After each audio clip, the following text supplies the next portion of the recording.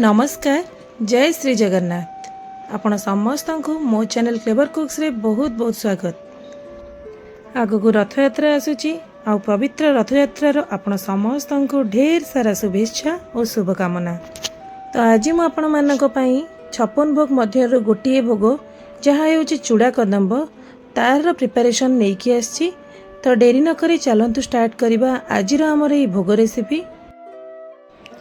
56 भोग बनैबा आम पक्षरे संभव नुहे, कारण प्रभु श्री जगन्नाथंकर भोग ताहा केबे भी केही भी बनई परिबेनी। जहाँ पुरी मंदिर रे बना जाए ताहा अनन्य। तबे आमे ट्राई करि परिबा सेही भली बनैया पई। तो सेति पई मु नै जाईची एठी गोटे बोल चूड़ा को टिके भल भाबरे मु पोछि नैथिली सुखला कपड़ा रे। ताकू पाउडर बनै नैची। ता सहित मु ऐड कली चीनी और नड़िया कोरा ऐड करिछि। एबे सेथिरे आमे देई दबा गुआ घीर क्वांटिटी मुझे अकॉर्डिंगली रखी चूड़ार। तो घी दे सारा पर जदि मत आउ टिके दरकार हम मु ऐड करी। तो एबे चूड़ा नड़िया कोरा चीनी घी सबको भल भाव में गोले नौची। देखंतु एई भरी भाव में आम हाथ में टिके माखी नवा। मझे मत आउ टिके घी दरकार होता से मु आउ टिके ऐड करी। तो एबे देखंतु जिते अधिक समय ताकू आम माखिबा जे भली हमर चूड़ा घसा होता है से भली भाव ताकू आम माखी नवा।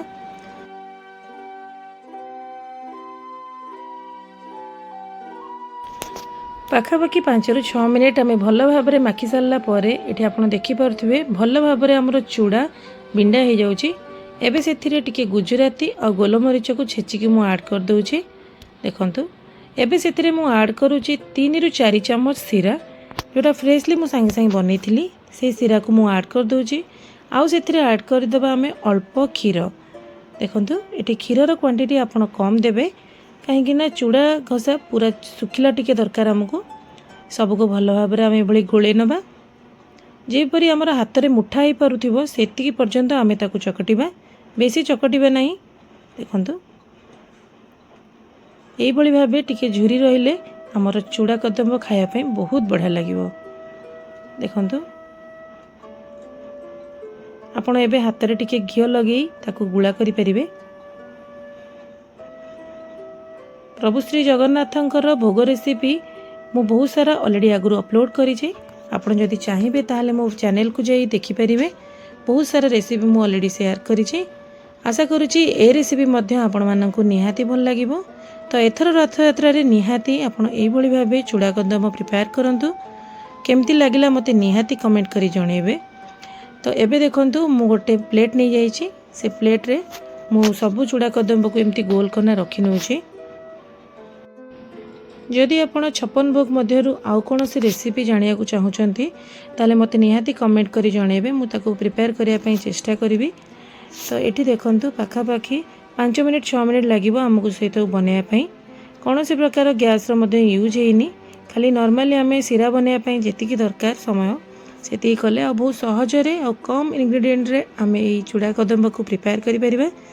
तो एथर रथ यात्रा रे निहाती आपण याकु बनांतु। प्रभु श्री जगन्नाथों पाखे निहाती याकु भोग लगांतु। आपण घर लोक को दिंतु कौन कहले मते निहाती कमेंट रे जणाया जमारू भूलिबेनी। तो मुझे टिके तुलसी पत्र दे देइछि। देखंतु एबे मु आपण को चूड़ा कदम्ब भागिने देखौछि केते परफेक्टली हमर एरी भोगटी बनिछि। तो चेष्टा करिवि निहाती आपण को आहुरी नुआ नुआ वीडियो शेयर करिया पई। तो आज पई मते विदाय दियंतु। मु पुणी आसीबी गोटे नुआ आ यूनिक रेसिपी सह। मो वीडियोटी देखिथिबारु आपण समस्त को बहुत सारा धन्यवाद। Thanks for watching. जय श्री जगन्नाथ।